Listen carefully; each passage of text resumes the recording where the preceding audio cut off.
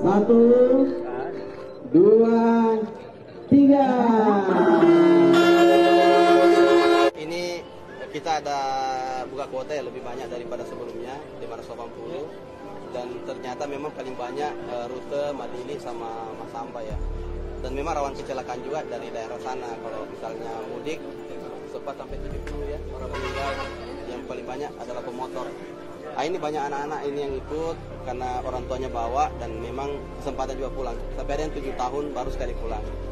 Harapan kita sebenarnya untuk mengurangi traffic di perjalanan mudik, dan insya Allah mudah-mudahan dengan begini mengurangi kecelakaan lalu lintas laka lantas di arus mudik tahun ini. Ya stimulan saja sembako itu, karena mereka pulang pasti tentu mereka ini butuh juga sedikit bingkisan dari kita dalam rangka lebaran ya, ketemu keluarga.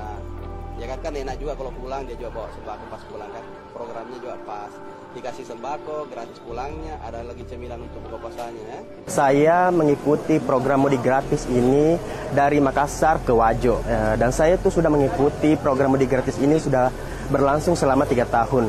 Dan alhamdulillah dengan adanya mudik gratis ini membantu kami sebagai para perantau untuk pulang kampung ke kampung halamannya.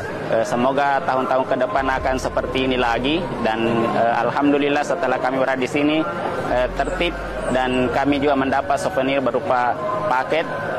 Alhamdulillah. Saya Bu Nur Alam, asal dari Makassar mau menuju ke Kota Palopo.